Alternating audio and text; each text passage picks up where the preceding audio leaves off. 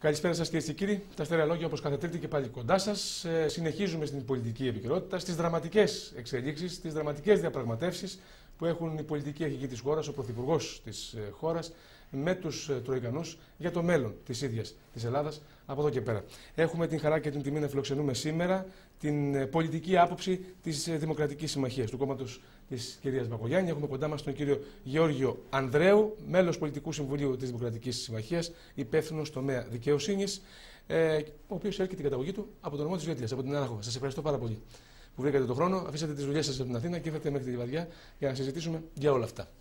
Και ενδεχομένως θα σας δούμε και στο ψηφοδέλτιο του κόμματος που θα κατεβάσει στο νομό της Βιωτίας. Είναι έτσι? Είναι νωρίς ακόμη να τα πούμε αυτά. Σας ευχαριστώ και εγώ για την πρόσκληση και την ευκαιρία που μου δίνετε. Για μένα ειδικά δεν είναι νωρίς, γιατί από τη θέση αυτή τουλάχιστον έχω και μπορώ να το πω και δημόσια, ότι πράγματι στις επόμενες εκλογές όποτε γίνουν θα είμαι υποψήφιος στο νομό Βιωτίας με την Δημοκρατική Συμμαχία, στην οποία πιστεύω. Συνεπώς αυτό είναι μια είδηση που βγαίνει για πρώτη φορά δημόσια ίσως. Και επίσης μπορώ να σας πω ακόμα ότι ένας από τους υποψηφίους έχει ανακοινωθεί ήδη και στον τύπο που θα συμμετέχει στη ψηφοδέλτια της Δημοκρατικής Συμμαχίας στο νομό. Είναι ο Μιχάλης Ολύγκος, ο πρώην αντινομάρχης από τη Θήβα, και βέβαια ελπίζουμε ότι το ψηφοδέλτιο συνολικά της Δημοκρατικής Συμμαχίας θα αποτελέσει μια εξαιρετικά ευχάριστη έκπληξη για την ποιότητά του. Αυτό μένει να το δούμε στην εκλογική αναμέτρηση, εκεί που τουλάχιστον όλοι πιστεύουν ότι θα αλλάξουν αρκετά αυτή τη φορά και δεν θα την πατήσει και ο ελληνικός λαός, αλλά και η ίδια η πολιτική. Θέλω να μου σχολιάσετε την τρέχουσα επικαιρότητα, τις διαπραγματεύσεις αυτές που λαμβάνουν χώρα αυτή τη στιγμή, αυτή την ώρα που μιλάμε. Οι πολιτικοί αρχηγοί συσκέπτονται προκειμένου να υπογράψουν ή να μην υπογράψουν αυτό το σχέδιο κείμενο, το οποίο δίνεται λίγο πριν την ολοκλήρωση του PSI, αλλά και την νέα δανειακή σύμβαση που θα έρθει, το νέο μνημόνιο.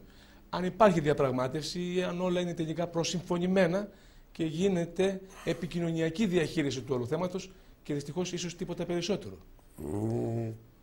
Εγώ προσωπικά και η Δημοκρατική Συμμαχία, όπως προέκυψε σήμερα και μια κοινή συνέντευξη που έδωσε η Πρόεδρος με τον Πρόεδρο των Ευρωπαίων Φιλελευθέρων, πιστεύουμε ότι από πλευράς πολιτικών αρχηγών που συμμετέχουν στην κυβέρνηση το θέμα είναι επικοινωνιακό και θα έλεγα είναι επίοικης η έκφραση επικοινωνιακό.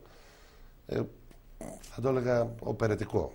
Γιατί θα καταλάβαινα διαπραγμάτευση. Δεν ξέρω πώς αντιλαμβάνονται τη διαπραγμάτευση. Διαπραγματεύονται οι αρχηγοί με τον Πρωθυπουργό που υποτίθεται ότι αποτελούν ομάδα για να διαπραγματευτούν με κάποιον. Δηλαδή, όλο το σύστημα έχει μέσα του μια ανισορροπία και δεν ξέρω. Λέει η Τρόικα, μεταφράζει ο Πρωθυπουργός, αποφασίζουν οι άλλοι, αντιλένε, τα πάει, τα φέρνει. Αυτό δεν είναι λογική διαπραγμάτευση. Εκείνο που εμείς πιστεύουμε είναι ότι ήταν ανάγκη και πολύ μεγάλη διαπραγμάτευση και υπήρχαν και πολλά περιθώρια. Αλλά για να κάνεις διαπραγμάτευση, το θέμα λίγο πάει παλιότερα. Η κυβέρνηση αυτή έχει μια εσωτερική παθογένεια. Και η οποία παθογένεια είναι ότι κανένας δεν. Ο Σαμαράς λέει ότι δεν συμμετέχω, αλλά είμαι. Ο Καρατζαφέρης επίσης. Ο Πρωθυπουργός λέει ότι είμαι Πρωθυπουργός. Το Πασόκ είναι κορμός της κυβέρνησης. Μια κυβέρνηση που θέλει να διαπραγματευτεί κάνει σχέδιο. Κάθεται κάτω, δηλαδή οι αρχηγοί δεν έρχονται εκ των υστέρων να μας φέρνει το καλάθι η Τρόικα, να διαλέγουμε, να πετάμε ή να λέμε θα μπει αυτό ή δεν θα μπει το άλλο. Κάνουμε ένα σχέδιο από πριν, κουβεντιάζουμε από πριν, οργανώνουμε ένα σχέδιο για το μέλλον της χώρας ή τι θέλουμε να προσπαθήσουμε να περάσουμε. Θα ανοίξω μια παρένθεση και εδώ ξέραμε τι μας έλειπε και που ήταν αυτό που δημιουργούσε την αναξιοπιστία μας σαν χώρα. Και θα μπορούσαμε να κάνουμε σε ανύποπτο χρόνο βήματα τα οποία να έδειχναν μια καλή πίστη και δεν θα εξόργιζαν τους Τροικανούς και την Ευρώπη και να έχουμε αυτά τα εκβιαστικά διλήμματα στο παρένα. Κλείνοντας, πιστεύω ότι είναι επικοινωνιακό, τελικά θα υπογραφούν τα πάντα. Τώρα, σήμερα ακούστηκε, ερχόμουν στον δρόμο τώρα, ότι μας λείπουν να βρούμε 600 εκατομμύρια ευρώ που θα τα βρούμε μέχρι το βράδυ. Αφαιρούνται από την Εθνική Άμυνα, αφαιρούνται από τους Δήμους, αφαιρούνται και δεν ξέρω. Θα τα πούμε αυτά. Αυτό που ήθελα να ρωτήσω είναι το εξής. Σας βλέπω, μιλάτε άκουσα και πρόσφατη δήλωση τόσο του εκπροσώπου τύπου της Δημοκρατικής Συμμαχίας αλλά και της κυρίας Μπακογιάννη, η οποία έκανε λόγο ή κατηγόρησε Πασόκ, Νέα Δημοκρατία και Λαϊκό Ορθόδοξο Συναγερμό για υπονόμευση αυτής της κυβέρνησης. Δηλαδή, η Δημοκρατική Συμμαχία στηρίζει αυτή την κυβέρνηση. Την έχει στηρίξει από την πρώτη στιγμή. Και εξακολουθεί να τη στηρίζει. Και εξακολουθεί να τη στηρίζει και προφανώς, αν θα έρθει αυτό το κείμενο συμφωνημένο από τους δύο πολιτικούς αρχηγούς, θα το ψηφίσετε στη Βουλή. Κατά πάσα πιθανότητα. Δεν ξέρω βέβαια τι μέτρα είναι αυτά που θα έρθουν και πότε θα έρθουν. Για ποιο λόγο μπαίνετε σε αυτή τη διαδικασία να ρίχνετε βολές κατά του Λαϊκού Ορθόδοξου Συναγερμού και της Νέας Δημοκρατίας? Δεν είναι και αυτό ένα προϊόν επικοινωνιακής διαχείρισης από την πλευρά της Δημοκρατικής Συμμαχίας? Αν αναλογιστούμε ότι μπορεί να έγινε ενδεχομένως πρόταση και στην κυρία Μπακογιάννη να μπει στην κυβέρνηση και το βέτο το άσκησε ο Αντώνης Σαμαράς να μην μπει η κυρία Μπακογιάννη στην κυβέρνηση. Η ίδια δημόσια το αρνείται.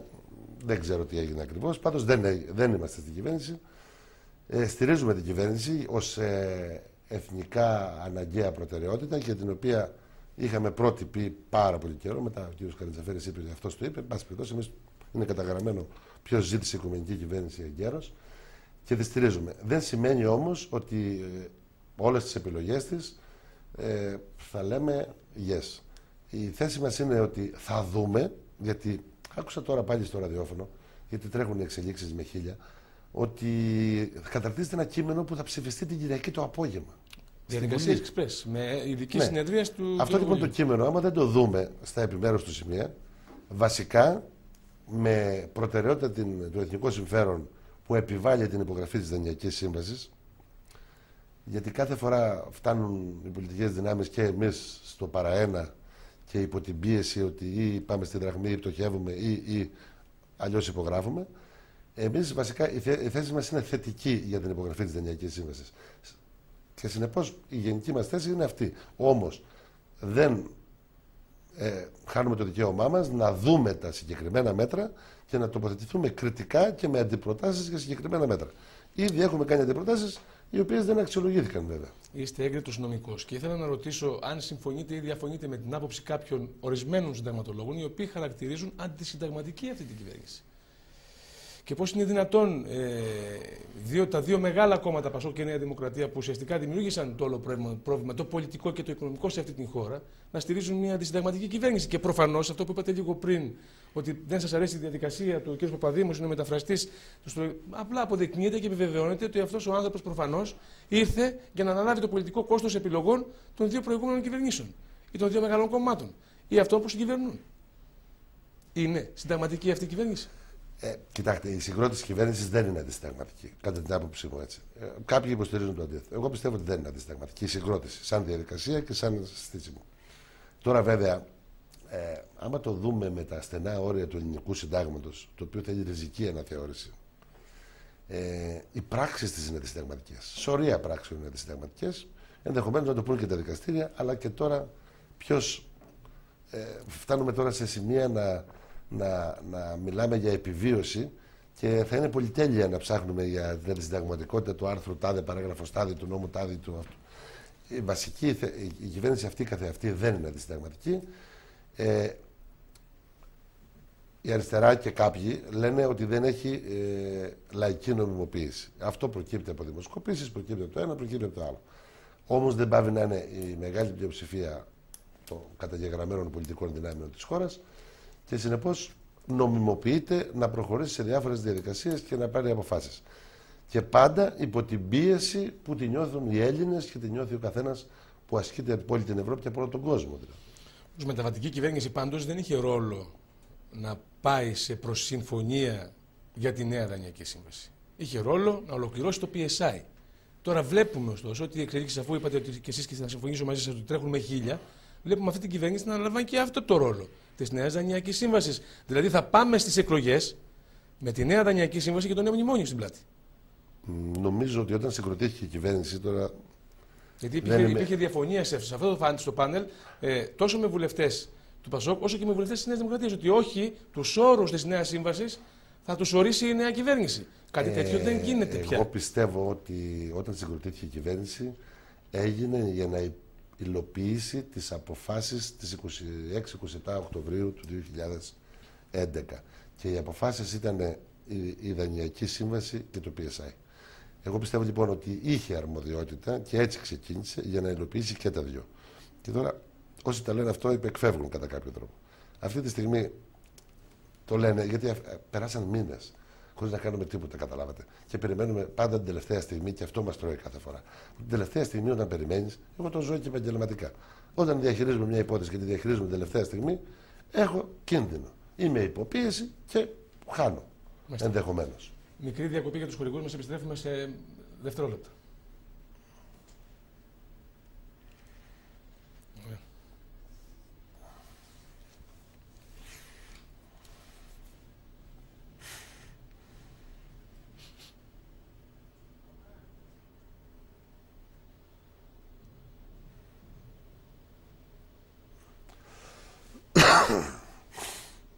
Είπατε λίγο πριν ότι τα πράγματα είναι πάρα πολύ δύσκολα για τον ελληνικό λαό. Αν θα πάμε στην Νέα Διανοική Σύμβαση που εσείς στηρίζετε αυτή τη στιγμή και ως Δημοκρατική Συμμαχία, ότι λέτε ναι, πρέπει αυτό το ποσό να έρθει τελικά στην χώρα, πρέπει να γίνει το κούρεμα του χρέους, πρέπει να προχωρήσει αυτή η διαδικασία. Ουσιαστικά μιλούμε για σαρωτικές αλλαγές. Ισοπεδώνονται και εκτιμένα δεκαετιών. Έχουμε φτάσει στο απροχώρητο τώρα ήδη μισθωτούς και συνταξιούχους. Φαίνεται ότι δεν έχει τέλος το μαρτύριό τους. Μιλάμε για μια μείωση της τάξης του 15% στις επικουρικές. Στις κύριες συντάξεις είναι στο μάτι του κυκλώνα, ενδεχομένως να καλυφθεί ένα ποσό και από τις κύριες συντάξεις. Κατώτατος μισθός έχουμε μια μείωση στο 20% που μπορεί να συμπαρασύρει το σύνολο των μισθών στον ιδιωτικό τομέα. Φαίνεται ότι διασώζεται ο 13ο και 14ο μισθός, ωστόσο από τα προηγούμενα χάνουμε οι 3-4 μισθούς το χρόνο. Δηλαδή, ίσως πήγαμε και στο χειρότερο. Πώς είναι δυνατόν να λέτε ότι είναι αναγκαία η δανειακή αυτή σύμβαση και όχι μια άλλη πολιτική υπό το βάρος αυτών των εξελίξεων και μέσα από μια συμφωνία όλων των πολιτικών αρχηγών, όλων των δυνάμεων για το πώς τελικά η χώρα πρέπει να αντιμετωπίσει τους δανειστές μας. Γιατί όχι κάτι άλλο δηλαδή. Να το πούμε. Όπως σας είπα και στην αρχή, αυτό είναι και το μεγάλο πρόβλημα. Το κάτι άλλο έπρεπε να είναι ένα αποτέλεσμα μιας διαβούλευσης των κομμάτων που συγκροτούν την κυβέρνηση, αλλά ακόμα και των υπολείπων κομμάτων που διάγεται θετικά προς την κυβέρνηση, όπως η Δημοκρατική Συμμαχία και υπό προϋποθέσεις και η Δημοκρατική Αριστερά, και να δημιουργηθεί ένα εθνικό σχέδιο. Το εθνικό σχέδιο αυτό έπρεπε να είναι η πρώτη προτεραιότητα της κυβέρνησης και όχι η ψιλοδιαχείριση μικροπραγμάτων και δευτερευόντων πραγμάτων. Αλλά αυτό δεν έγινε. Και φτάσαμε στο σημείο σήμερα να διαπραγματευόμαστε υποπίεση. Τώρα, για τα μέτρα αυτά που λέτε, εγώ θέλω να επισημάνω κάτι, ότι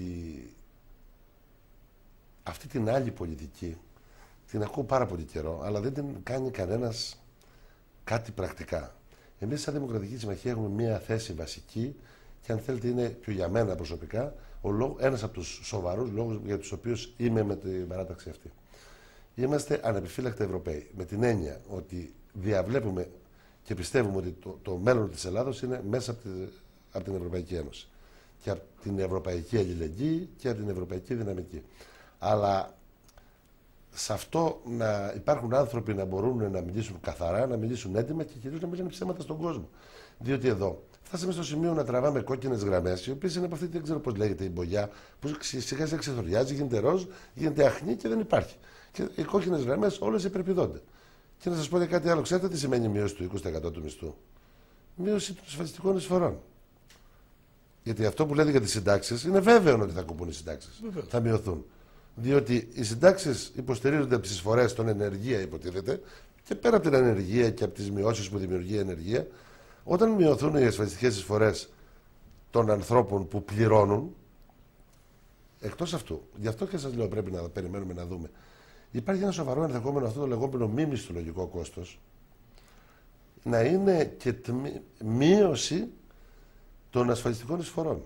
Δηλαδή, στα πλαίσια της ανταγωνιστικότητας που ισχυρίζεται η Τρόικα, εκτός από το 20% των μισθών, να υπάρχει και μείωση των ασφαλιστικών εισφορών. Αυτό θα σημαίνει μείωση των εσόδων του ΙΚΑ. Θα καταρρεύσουν τα ταμεία. Θα καταρρεύσουν. Αυτά λοιπόν τα ταμεία για να μην καταρρεύσουν πρέπει να μειώσουν τις παροχές.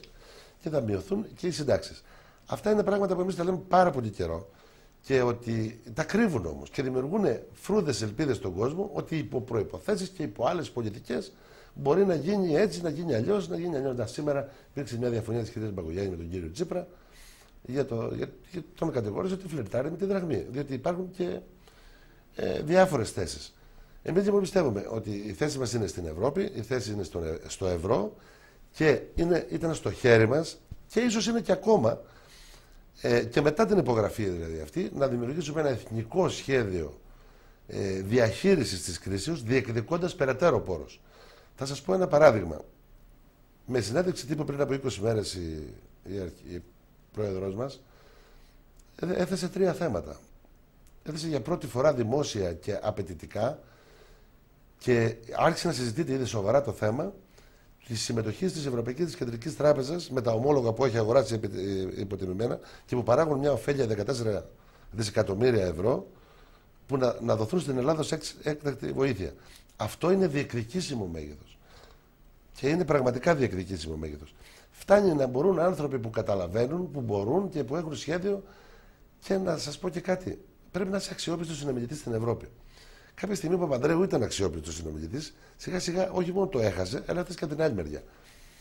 Ο κ. Σαμαράς με τις αρνήσεις του και με τις κόκκινες γραμμές του, δεν υπογράφω, δεν κάνω, αντιμνημόνιο, μετά μνημόνιο, έχασε και αυτό την αξιοπιστία και ο Παπαδήμος αυτή τη στιγμή το θετικό που εισφέρει στην πολιτική ζωή και στην όλη διαδικασία είναι ότι είναι συνομιλητής της Ευρώπης. Τώρα από εκεί και πέρα, τι περιθώριο έχει και αυτός. Μένει να δούμε. Πάντως, αυτή η άλλη πολιτική, όπως και η έννοια που έχει γίνει και αυτή η καραμέλα, η ανάπτυξη, που την ακούμε, ανάπτυξη, είναι μαγικό ραβδί. Δεν μπορεί να κάνεις ανάπτυξη με τις δομές του ελληνικού κράτους. Έχω γράψει κατά καιρούς διάφορα άρθρα. Θα σας πω ένα πρώτο παράδειγμα, αν μου επιτρέπετε, καταχρώμενος και το χρόνο σας. Ότι μπορούσαν να γίνουν απλές κινήσεις. Υπάρχει, ας πούμε, στον Παρνασσό ο Οργανισμός Εθνικού Δρυμού Παρνασσού, ο οποίος είναι στους υποκατάργηση εδώ και 2 χρόνια. Έχει 6 άτομα, τα οποία δεν πληρώνονται. Και έχουν συνείδηση ότι είναι δημόσιοι υπάλληλοι και δεν έχει καταργηθεί. Και αυτοί προσμετρούν απαιτήσεις κατά του δημοσίου. Και κοροϊδεύουν τα παιδιά αυτά και τα κρατάνε εκεί. Και να σας πω και κάτι άλλο, και τα προτείνουμε και τα λέμε δυνατά, και με αρθρογραφία. Τι δουλειά έχει να υπάρχει δασαρχείο και διεύθυνση δασών στη Λιβαδιά, τώρα φέρω ένα παράδειγμα, και σε 52 πρωτεύουσες της Ελλάδος, που κάνουν την ίδια δουλειά, για να έχουν 2 διευθυντές, 2 αυτοκίνητα, 2 κτίρια, 2 ιστορίες. Θα περισσεύαν 1000 δασολόγοι, θα πηγαίναν στην πυροσβεστική, θα πηγαίναν να κάνουν περιβαλλοντικές μελέτες. Απλές σκέψεις και προτάσεις που τις κάνουμε κατά καιρούς, αλλά περνάνε στα ψηλά. Διότι δεν έχουμε την αναγκαία προβολή. Ξέρετε, τώρα ξέφυγα από το θέμα. Όχι, δεν ξεφύγατε καθόλου. Αλλά... ερχόμαστε ουσιαστικά και στο πώς φτάσαμε μέχρι εδώ. Και εσείς δεν είστε άμεροι ευθυνών ως Δημοκρατική Συμμαχία. Γιατί το λέω αυτό? Γιατί προέρχεστε από τον χώρο της Νέας Δημοκρατίας. Επί Καραμαλή ήσασταν στον χώρο της Νέας Δημοκρατίας. Συνέβαλε στο να φτάσουμε μέχρι εδώ. Το πώς φτιάχτηκε το ελληνικό δημόσιο για εξυπηρέτηση των πολιτικών γραφείων για δασαρχείο στη Λιβαδιά, δασαρχείο στη Θήβα, δασαρχείο στην Οικουμενίτσα, δεν ξέρω πού αλλού, έγιναν προκειμένου να εξυπηρετηθούν τα πολιτικά γραφεία. Αλλά εξυπηρετήθηκαν τα πολιτικά γραφεία της Νέας Δημοκρατίας και του Πασόκ. Τότε, ας πούμε, για παράδειγμα, γιατί δεν αντιδρούσατε? Γιατί προφανώς βολευόσασταν όλοι, ας πούμε, με αυτές τις εξυπηρετήσεις. Ως ψηφοφόροι, ως στελέχοι των κομμάτων σας ή οτιδήποτε άλλο. Εγώ συμφωνώ μαζί σας. Εγώ δεν ήμουν στέλεχος της Νέας Δημοκρατίας σε επίπεδο που να μπορώ να επηρεάζω. Λέω, τη Νέα Δημοκρατία. Απλά τονίζουμε γιατί φαντάζομαι συμφωνείτε και εσείς. Ο αρχηγός μας όμως ήταν και πρωτοκρατσάτος τέλεχος. Ακριβώς. Της Νέας Δημοκρατίας και υπουργός εξωτερικών. Όπου, για να είμαστε και δίκαιοι, εκεί καλά τα πήγε. Τουλάχιστον είναι παρθομολογούμενο ότι εκεί καλά τα πήγε. Ούτε είμαι εδώ για να υπερασπίσω την λογική της Νέας Δημοκρατίας και δέχομαι απόλυτα όσα λέτε. Και είναι ακόμα και χειρότερα. Εγώ προσωπικά, που είμαι 62 χρονών, και το λέω και δημόσια χωρίς να με... αποφάσισα να πολιτευτώ χωρίς να έχω λόγο. Με λογική να χάσω. Επειδή όλα αυτά δεν μου αρέσουν και δεν μου αρέσουν για το παιδί μου. Και για τα παιδιά των φίλων μου και για τα παιδιά που έχω στο γραφείο μου, συνεργάτες. Αυτά λοιπόν πρέπει να αλλάξουν. Γιατί πήγαμε την τώρα και δεν πήγα και κάπου αλλού να το δούμε και λίγο, γιατί απαντάει και στο ερώτημά σας.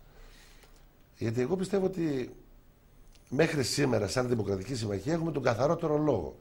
Έχουμε ζητήσει και συγγνώμη, αν θέλετε, και η ίδια η Πρόεδρος, για ό,τι κάναμε και δεν κάναμε. Και έχουμε και προτάσεις συγκεκριμένες, όπως αυτές που σας είπα και άλλες πολύ σοβαρότερες και κοινωνικής διάστασης, γιατί μας κατηγορούν κάποιοι εκεί για, επειδή είμαστε φιλελεύθεροι της ιδεολογίας, συγκεκριμένες προτάσεις εφαρμόσιμες προτάσεις και πιστεύουμε ότι είμαστε μια πολύ καλή επιλογή, γιατί βγαίνουν μέσα από εμάς άνθρωποι που δεν έχουν ανακατευθεί στην πολιτική σκηνή, που κουβαλάνε εμπειρία.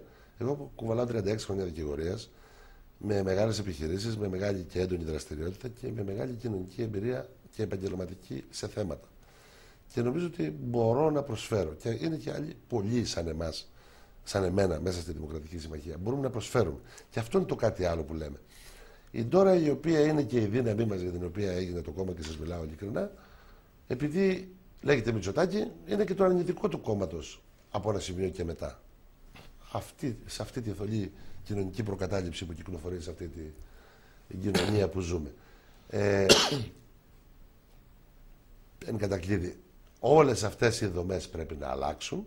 Άρδιν, δεν υπάρχει κάτι που να πρέπει να μείνει. Πρέπει να αλλάξει όλη η δομή του ελληνικού κράτους. Δεν γίνεται. Το μοντέλο είναι, πώς να σας το πω, σακαράκα. Δεν μπορεί να απόλυτα δυσκίνητο. Απόλυτα δυσκίνητο.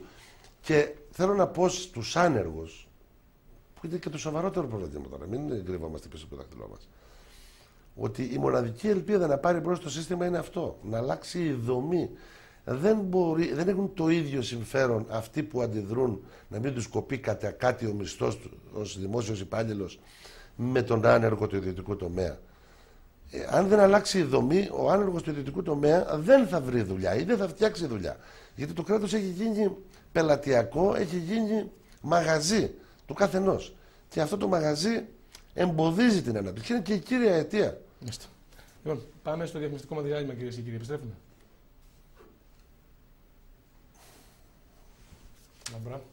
Κύριε, πέραμε στο δεύτερο μέρος της εκπομπής μας. Έχουμε κοντά μας τον κύριο Γιώργο Ανδρέου, μέρος του Πολιτικού Συμβουλίου της Δημοκρατικής Συμμαχίας και υπεύθυνο του τομέα δικαιοσύνης.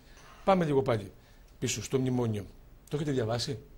Το μνημόνιο. Ναι, η κυρία Μπακογιάννη το έχει διαβάσει το μνημόνιο. Η κυρία Μπακογιάννη το έχει διαβάσει και εγώ το έχω διαβάσει. Γιατί κάποιοι δεν το έχουν διαβάσει και θέλουμε να μάθουμε τουλάχιστον ως Έλληνες πολίτες ποιοι τελικά το διάβασαν και έβαλαν την υπογραφή τους και την ψήφο τους σε αυτό το μνημόνιο που φέρνει ένα σωρό δεινά για τον ελληνικό λαό. Τουλάχιστον μέχρι τώρα μόνο δεινά έχει δει.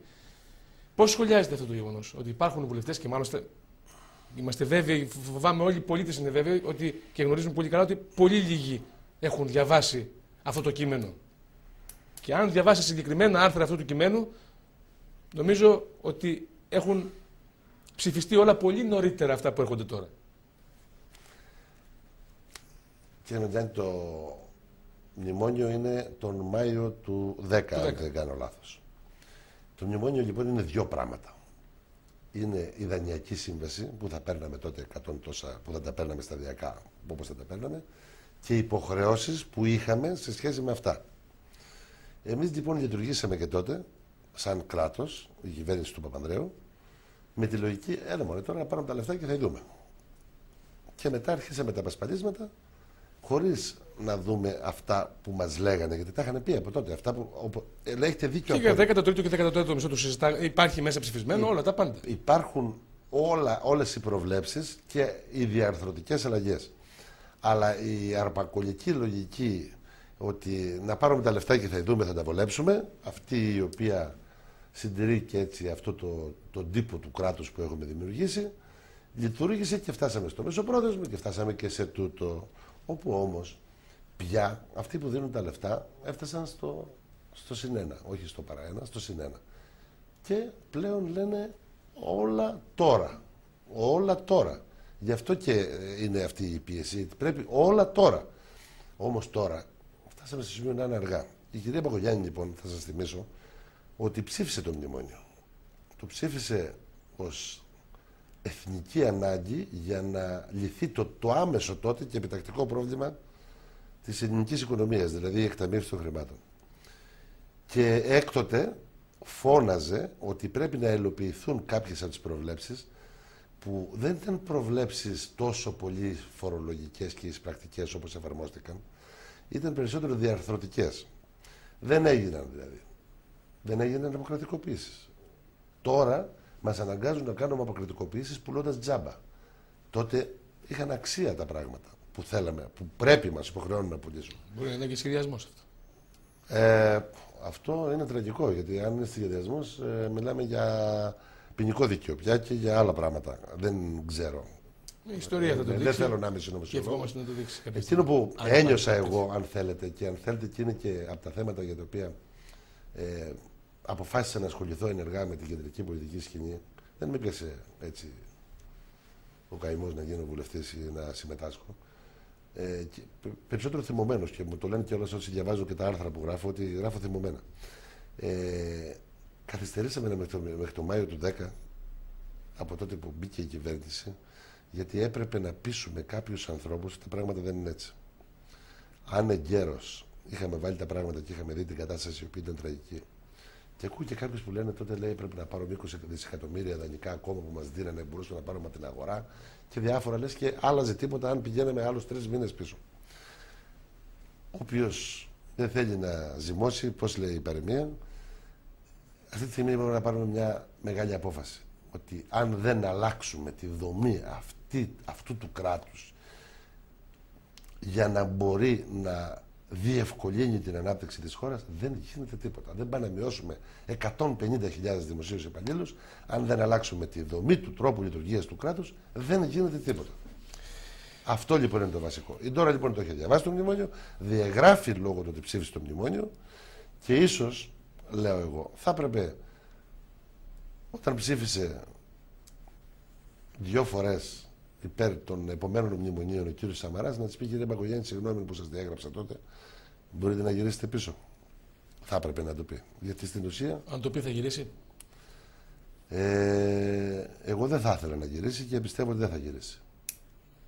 Με αυτή τη Νέα Δημοκρατία. Αυτή η Νέα Δημοκρατία είναι η Νέα Δημοκρατία του Αντώνη Σαμαρά. Ναι, είναι μια δήλωση που έκανε πρόσφατα η κυρία Μπακογιάννη. Είναι η Νέα Δημοκρατία του Αντώνη Σαμαρά με το χρώμα και το χαρακτήρα που της δίνει ο Αντώνης Σαμαράς και οι διάφοροι που κινούνται γύρω του και οι οποίοι σπρώχνουν μια μεγάλη παράταξη, και το λέω με πόνο ψυχής γιατί έχω χρόνια υποστηρίξει την παράταξη αυτή από χαμηλά, όχι, σε θέσεις ακραίες. Τώρα τελευταία κάτι πήγε να κουνηθεί περί του αντιθέτου και πάλι υποπίεση. Διάβαζα τώρα προχθές ένα άρθρο σε ένα site εκεί του Φαΐλου Κρανιδιώτη, έτσι, και με πιάσε μελαγχολία, ας πούμε, τώρα. Αυτός είναι φίλος του αρχηγού της αξιωματικής αντιπολίτευσης και μέλλοντος πρωθυπουργού. Δηλαδή δεν έχουμε θέση εμείς σε αυτή τη Νέα Δημοκρατία του Αντώνη Σαμαρά. Δεν λέω ότι εκεί μέσα υπάρχει πάρα πολλοί κόσμος που έχει άλλη άποψη, άλλη λογική, άλλη νοοτροπία, είναι εγκλωβισμένος. Θα μου επιτρέψετε να πω κάτι. Η Νέα Δημοκρατία κάνει μεγάλο λάθος αυτή τη στιγμή. Συντηρεί στον κόσμο μια ψευδεπίγραφη ελπίδα ότι μπορεί να διατηρήσει τα κεκτημένα με άλλου είδους πολιτική ή άλλου είδους τέτοια. Αυτό λοιπόν είναι εναλλακτικά ισοδύναμα μέτρα. Ναι, αυτά είναι απάτη. Διότι τα πράγματα δεν μπορούν να γυρίσουν πίσω. Έχουν πάρει τέτοιο μεγάλο κατήφορο που πρέπει να μειώσουμε. Και όπως είπε και η πρόεδρος η δική μας σήμερα, αν πάνε καλά και κάνουν καλή διαπραγμάτευση με αυτή τη σύμβαση και στην πορεία της και στην εξέλιξή της, στην ενιακή και την ενίσχυση, και πάρουμε κι άλλη ενίσχυση, που πιστεύει ότι μπορούμε να πάρουμε κι άλλη ενίσχυση περαιτέρω, θα έχουμε μια μείωση 25-30% συνολική. Διαφορετικά, ακούω μερικούς που φλερτάρουν με δραχμές, με διάφορες ιστορίες, χωρίς εναλλακτικές προτάσεις. Μιλάμε για καταστροφή και για απώλεια 90% και ίσως και 100%. Και μιλάμε για να γυρίσουμε στα χωριά μας, να αφήσουμε τα δικηγορικά μας γραφεία, να αφήσουμε τη μηχανική, οι υπάλληλοι. Μιλάμε για καταστροφή η οποία δεν μπορεί να περιγραφεί.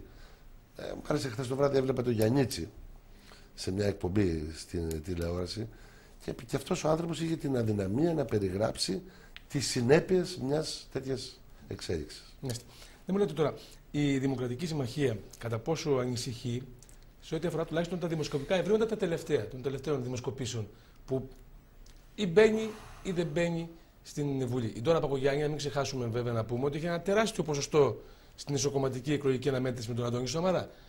Ένα ποσοστό όμως που δεν μεταφράστηκε ως πολιτικό κεφάλαιο στη δημιουργία του νέου κόμματος και αποδεικνύεται αυτό μέσα από αυτές τις δημοσκοπήσεις και τα ευρήματά τους, είτε πρόκειται για ποιοτικά είτε ποσοτικά χαρακτηριστικά. Τι συμβαίνει τελικά?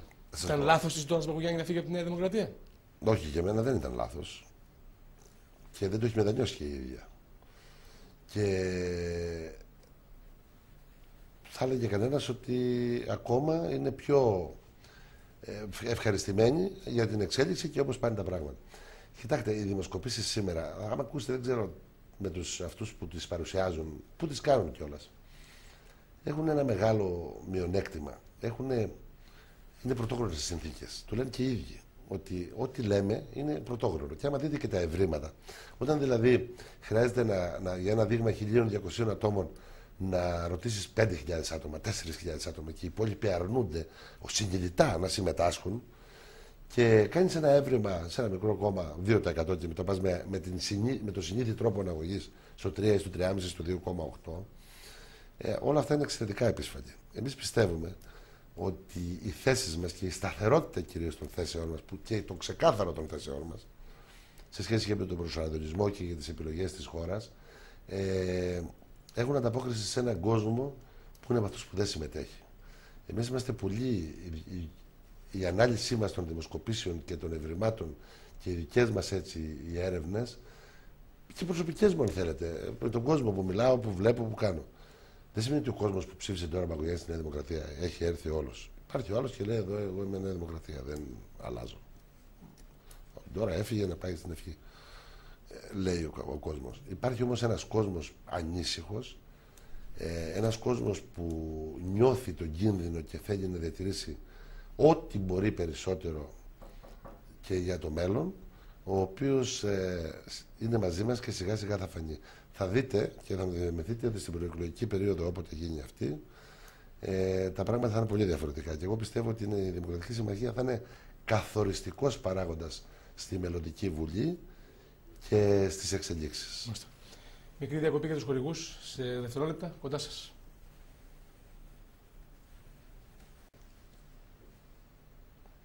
Θα παραμείνουμε όμως λίγο τώρα στη Δημοκρατική Συμμαχία και θέλω να μου σχολιάσετε το γεγονός ότι η Ντόρα Μπακογιάννη έχει τη Δημοκρατική Συμμαχία και ο Κυριάκος Μητσοτάκης είναι στη Νέα Δημοκρατία. Και πώς κάποιος να μην πει ότι η Ντόρα Μπακογιάννη μία από τα ίδια είναι, ένικος στην ίδια πολυκατοικία είναι, στην πολυκατοικία της δεξιάς, της κεντροδεξιάς ή δεν ξέρω τι, και αυτή ακολουθάει τα βήματα μιας κυβέρνησης η οποία ξεκινάει από τις παρυφές της αριστεράς μέχρι την άκρα δεξιά, όπως έχει χαρακτηρίσει και ο Αντώνης Σαμαράς και ο Καραμανλής και άλλοι, τον κύριο Καρατζαφέρη. Τι ακριβώς συμβαίνει τελικά με αυτή την κατάσταση? Ουσιαστικά ο Κυριάκος Μητσοτάκης είναι ίσως το σκαλοπάτι ενδεχομένως της επιστροφής της Ντόρας Μπακογιάννη σε ενδεχόμενη αποτυχία του Αντώνη Σαμαρά. Τα πάντα μπορεί να υποθέσει κανείς.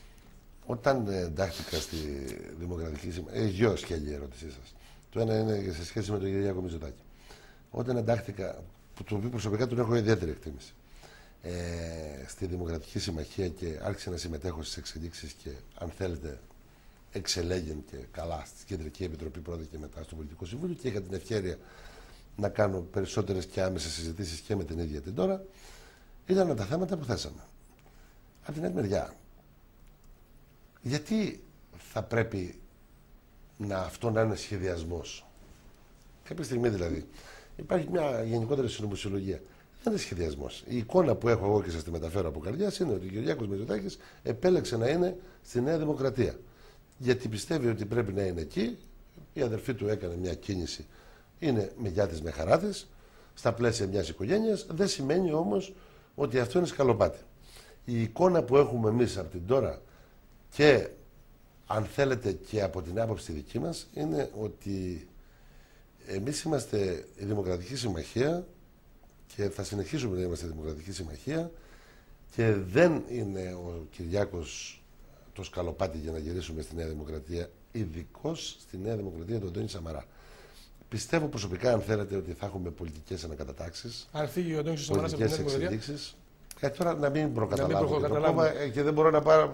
Θα ήθελα όμως να μου σχολιάσετε και κάτι ακόμη. Ναι, συνεχίστε να ολοκληρώσετε. Το δεύτερο θέμα που με ρωτήσατε, για να το θυμηθούμε, με ρωτήσατε και εκτός από τη.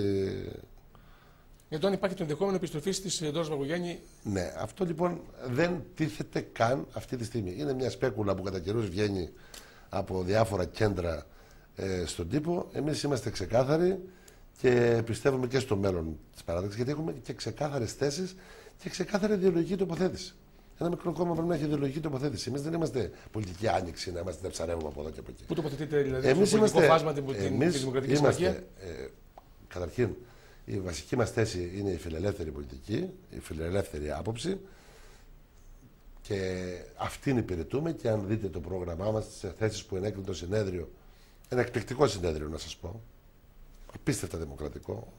Ψηφιστήκαν ένα-ένα θέσεις, απερίφθησαν θέσεις, έγινε ένας χαμός δημιουργικός. Εγώ τρελάθηκα και δεν είχα συμμετάσχει και μ' άρεσε πάρα πολύ.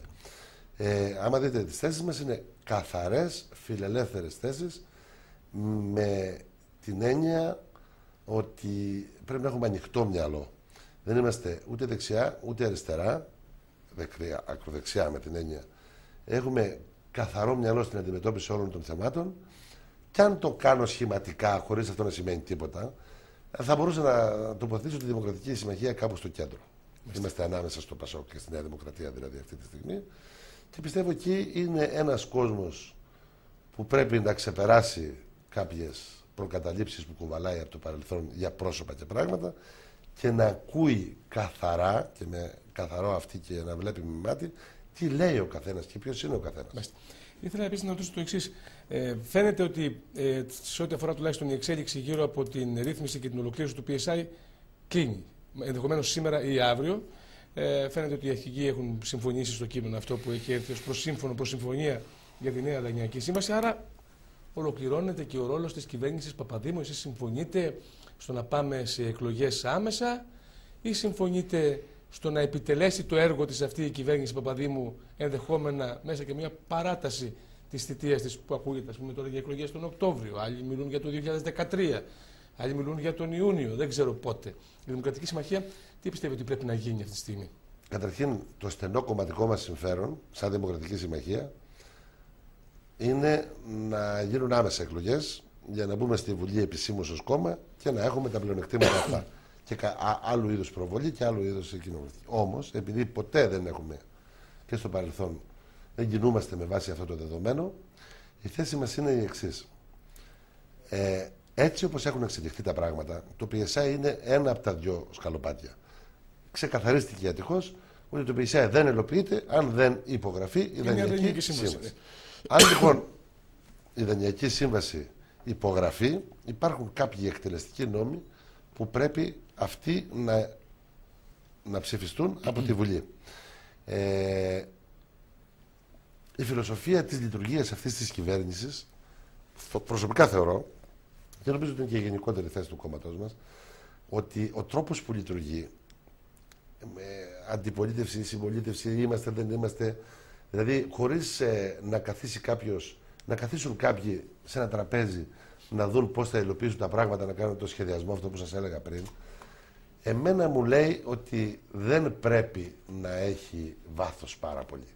Το ότι πρέπει να πάει μετά το Πάσχα είναι βέβαιο, γιατί δεν φτάνουν οι ημερομηνίες. Η εκτίμησή μου είναι ότι περί το τέλος του Απριλίου θα έχουμε εκλογές και πρέπει να έχουμε εκλογές, γιατί η νέα κυβέρνηση που θα γίνει, με εξασφαλισμένα όμως τα οικονομικά δεδομένα από την Ευρώπη, επαναλαμβάνω, θα μπορεί να είναι συνεργασίας και θα είναι συνεργασίας πάλι, αλλά σε βάση αρχών, προσυμφωνημένη βάση. Όχι υποπίεση και είμαι ή δεν είμαι, αν έχω 2 υπουργούς ή έχω 6. Μου δίνετε τώρα ένα ερώτημα, για παράδειγμα. Ο Αντώνης Σαμαράς φαίνεται να είναι η δύναμη που θα κόψει πρώτη το νήμα των εκλογών, αν δεν έχει την αυτοδυναμία και αναγκαστεί να πάει σε κυβέρνηση συνεργασίας. Ο Αντώνης Σαμαράς έχει πει ότι δεν θα πάει πάλι σε εκλογές. Έχει κάνει μια δήλωση δημόσια τέτοια. Ωστόσο, αν πούμε ότι πάμε σε κυβέρνηση συνεργασίας, προγραμματικά μπορεί να συγκλίνει η Δημοκρατική Συμμαχία με τη Νέα Δημοκρατία για να μπορέσει να συμμετάσχει σε μια κυβέρνηση συνεργασίας? Νομίζω ότι μπορεί. Εγώ πιστεύω βέβαια ότι ο Αντώνης Σαμαράς αυτή τη δήλωση θα την πάρει πάλι πίσω, διότι είναι από τα πολλά τις κόκκινες γραμμές που ξεθοριάζουν λόγω του κακής ποιότητας χρώματος που γίνονται. Δεν υπάρχουν. Είναι έγκλημα να γίνονται παραλυτικές εκλογές. Και να πω και κάτι. Παλιότερα ήμουν φανατικός οπαδός των μονοκομματικών κυβερνήσεων. Βλέποντας τα πράγματα όπως εξελίχθηκαν, όλοι κάνουμε λάθη, λέω ότι ήταν λάθος. Οι προγραμματικές συμφωνίες για μια κυβέρνηση συνεργασίας μπορεί να είναι ουσιαστικότερες, να μπουν και άνθρωποι με μια άλλη φιλοσοφία. Εμείς λοιπόν έχουμε θέσει κάποιους όρους βασικούς και θα τους θέσουμε σε μια τέτοια λογική. Δεν έχουμε κανένα πρόβλημα να συνεργαστούμε είτε με Σαμαρά, είτε με Πασόκ, είτε με οποιονδήποτε άλλον, με γνώμονα το εθνικό συμφέρον και κάποιες αρχές που δεν θέλουμε να τις υπερβούμε. Ας πούμε, έλεγα ότι μια πρώτη αρχή είναι η μείωση του αριθμού των βουλευτών. Πρέπει να γίνουν 200 βουλευτές. Είναι σημειολογικό για την ελληνική κοινωνία. Δεν μπορεί να ζητάς 10 ευρώ από τα 500. Τώρα άκουσα ότι βέβαια και είναι λογικό ότι όταν μειώνεται 20% ο κατώτατος μισθός που αποτελεί τη βάση υπολογισμού του επιδόματος ανεργίας, πέφτει στα 369 ευρώ το επίδομα ανεργίας. Και δεν κόβονται καθόλου οι συντάξεις των βουλευτών, πρώην βουλευτών και μισθή των βουλευτών, καθώς υπάρχει ειδική διάταξη που τους προστατεύει. Ας βγει λοιπόν. Και αυτά, ναι. Γιατί έκανα μια πρόταση τώρα, από την πρώτη στιγμή, από το 10. Κόπηκε τότε ένα κομμάτι του ΕΚΑΣ. Από ποιον? Από το ΕΚΑΣ, που είναι από το πιο φτωχό κομμάτι. Και 50 εκατομμύρια από τη Βουλή και από 2 σημεία υπέδειξε τον τρόπο για να μην κοπεί αυτό. Δεν μπορούμε να κάνουμε τέτοιες οριζόντιες ιστορίες τώρα. Υπάρχουν άνθρωποι που παίρνουν ακόμα τώρα 4.000 σύνταξη.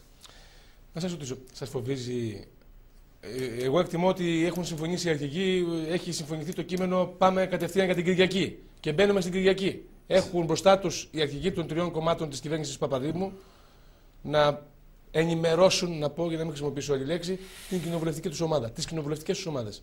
Φοβάστε το ενδεχόμενο μη ψήφισης αυτού του σχεδίου στο Ελληνικό Κοινοβούλιο? Να σας πω, καταρχήν συμμερίζουμε την άποψή σας.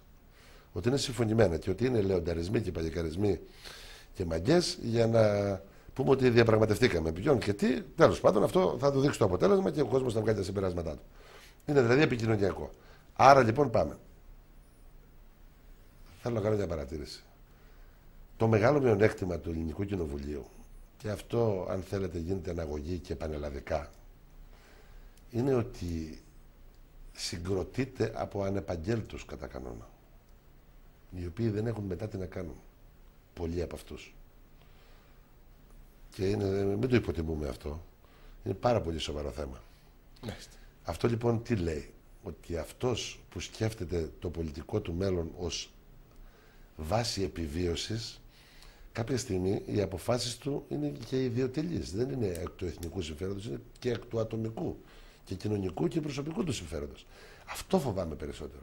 Ότι επειδή νιώθουν οι βουλευτές συνήν ότι οι περισσότεροι δεν θα βγουν, ακόμα δηλαδή και από τα ίδια τα κόμματα που έχουν τώρα, θα αλλάξουν πρόσωπα. Γιατί πιστεύω ότι ο κόσμος είδε και θα κάνει άλλες επιλογές. Επειδή λοιπόν θα αλλάξουν πρόσωπα, φοβούμε πολλούς οι οποίοι θα χρησιμοποιήσουν προσχηματικά και πάλι λαϊκίστικα ότι ξέρεις αυτό εμένα με θίγει το 20% της μείωσης του και δεν μπορώ να το ψηφίσω και είναι θέμα αρχής κτλ. Και θα έχουμε διαρροές. Και αυτό θα είναι ιδιαίτερο στο ΠΑΣΟΚ.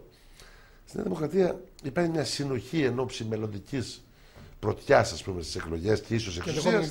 Και αυτό κρατάει λίγο πιο στενά, πιο δεμένα τα πράγματα. Βέβαια και εκεί υπάρχουν σοβαρές ιδεολογικές, αν θέλετε, αποκλήσεις, προσεγγίσεις. Στο ΠΑΣΟΚ, όπου η διάλυση τώρα έχει πάρει έτσι, χαρακτήρα τσουνάμι, μου επιτρέψετε να ανοίξω μια παρένθεση. Εγώ δεν πιστεύω ότι το ΠΑΣΟΚ θα κατρακυλήσει τόσο. Το ΠΑΣΟΚ, άμα βγει με ένα καινούργιο αρχηγό, η μεγάλη πλειοψηφία της βάσης του έχει άλλου είδους δεσμούς και θα κρατηθεί σε κάποια ικανοποιητικά επίπεδα και όχι σε αυτά τα επίπεδα που παρουσιάζονται στις δημοσκοπήσεις. Εκτός πια και επέλθει η καταστροφή. Λοιπόν, πιστεύω λοιπόν ότι υπάρχει ένας κόσμος τέτοιος που θα σκεφτεί από ιδιωτελώς και να μην είμαι και απόλυτος και από κακώς εννοούμενο εθνική αντίληψη, κακώς εννοούμενη, και θα δημιουργηθεί μεγάλος κίνδυνος. Και δεν θα είναι ίσως η πρώτη φορά όπου το λεγόμενο η κομματική πειθαρχία δεν θα είναι τόσο αποτελεσματική. Και μπορεί να πούμε και σε καμιά περιπέτεια. Ελπίζω να μην γίνει βέβαια. Το ότι είστε στην Αθήνα, η δουλειά σας δεν σημαίνει ότι έχετε χάσει τους δεσμούς με τη Βιωτία. Είστε πάρα πολύ συχνά εδώ. Σχεδόν κάποιες μέρες της εβδομάδας σας περνάτε εδώ. Δεν ξέρω αν όχι όλες. Και θέλω να μου πείτε 2 λόγια για πώς βλέπετε και τον νομό και πώς βλέπετε να ανταποκριθεί και πολιτικά ο νομός από εδώ και πέρα. Καταρχήν. Γιατί θα έχουμε έτσι πολλά ψηφοδέλτια παραπάνω σε την εκλογική αναμέτρηση. Σωστά. Καταρχήν η μάνα μου μένει στην Αράχοβα και πέρα από αυτό. Οι δεσμοί μου με την Αράχοβα είναι ιδιαίτεροι, γιατί μέχρι και 31 του 10 ήμουν και πρόεδρος του Δημοτικού Συμβουλίου και από αγάπη για τον τόπο έχω πολιτευτεί 2 τετραετίες και έχω εκλεγεί στην τοπική αυτοδιοίκηση. Έχω έντονη επαγγελματική δραστηριότητα στο νομό, με επιχειρήσεις και ανθρώπους πάρα πολλούς και στη Θήβα και στη Λιβαδιά, και η παρουσία μου είναι συνεχής. Θα έλεγα και ότι μέσα από τις δουλειές και μεγάλες επιχειρήσεις που δραστηριοποιούνται από τη μία στην άλλη άκρη του νομού που έχω επαγγελματική σχέση, γνωρίζω, θα έλεγε κανένας, από άκρου σ' άκρο και τα θέματα και τα ουσιαστικά θέματα που αντιμετωπίζει ο νομός. Και η παρουσία μου είναι σημαντική. Εγώ έρχομαι με ένα όπλο, κύριε Μετζάνη, στην Βιωτία, και θα ζητήσω από τους βιωτούς να με τιμήσουν και προσωπικά και να εκμεταλλευτούν την εμπειρία μου, την επαγγελματική, τη δυνατότητα που έχω και το γεγονός ότι επειδή δεν ξέρω αν αποτύχει ή από ικανότητα ή για κάποιο λόγο βρίσκομαι πολύ κοντά στην αρχηγό του κόμματος, με την έννοια ότι εξελέγει πρώτο στο Πολιτικό Συμβούλιο από την Κεντρική Επιτροπή των 200 ατόμων, από τα 15 άτομα, και συνεχώς μπορώ να έχω άμεση επαφή. Είμαι υπεύθυνος στο τομέα δικαιοσύνης, συμμετέχω πολύ ενεργά στον τομέα περιβάλλοντος, που είναι ένα αντικείμενο που ασχολούμαι επαγγελματικά. Και επειδή λοιπόν ανακατεύομαι για όσα χρόνια θα είμαι ενεργός για να δώσω και όχι για να πάρω, είμαι οικονομικά ανεξάρτητος. Δεν έχω κανένα πρόβλημα από τη δουλειά μου. Έχω τακτοποιήσει την οικογένειά μου. Η γυναίκα μου ήταν καθηγήτρια, έχει πάρει σύνταξη. Και η διάθεσή μου είναι μόνο προσφοράς. Πιστεύω λοιπόν ότι το καλό όνομα που έχω, το γεγονός ότι δεν έχουν να πούν κάποιοι άνθρωποι εναντίον μου κάτι ακόμα, από το αρχής γενομένης από τους συναδέλφους με τους δικηγόρους της Λιβαδιάς, με τους οποίους λίγο πολύ έχω συνεργασία, ή της Θήβας, πιστεύω ότι με τα νέα κριτήρια που θα επικρατήσουν στον κόσμο θα τιμηθώ και εγώ και η παράταξη που εκπροσωπώ από τον κόσμο της Βιωτίας. Η σκέψη μου είναι να κατεβώ στις υποψήφιες εκλογές για να βοηθήσω το κόμμα και να περάσω λίγες πιο φρέσκες θέσεις, και θεωρώ επίσης ότι η Βιωτία αξίζει λίγο καλύτερη εκπροσώπηση από αυτή που έχει τώρα τα τελευταία χρόνια. Σας ευχαριστώ πάρα πολύ. Γιατί πέρασαν από εδώ γίγαντες της πολιτικής. Περάσανε, αλλά δεν ξέρω τι αφήσανε. Λοιπόν, αφήσανε κάποιοι δεν αφήσανε. Κλείνοντας, σας ευχαριστώ ιδιαίτερα. Εγώ σας ευχαριστώ. Καλό βράδυ σε εσάς και στους τηλεθεατές σας. Θα τα λέμε. Αν μου είπατε και μία ακόμη είδηση, ότι μάλλον πάνε οι εκλογές για τέλος Απριλίου. Άρα λοιπόν θα. Η εκτίμησή μας είναι 29 Απριλίου θα έχουμε εκλογές. Μάλιστα. Γιατί αυτό σημαίνει. Αφού γιορτάσουμε τον Αγιώργη στην Αράχοβα, που σας καλώ. Αυτό σημαίνει ότι μπαίνουμε σιγά σιγά επίσημα σε προεκλογική περίοδο. Οπότε θα τα ξαναπούμε. Σιγά σιγά εδώ θα είμαστε, ναι. Να είστε καλά. Σας ευχαριστώ πάρα πολύ. Εγώ ευχαριστώ, να είστε καλά. Καλό σας βράδυ, τα λέμε την ερχόμενη Τρίτη.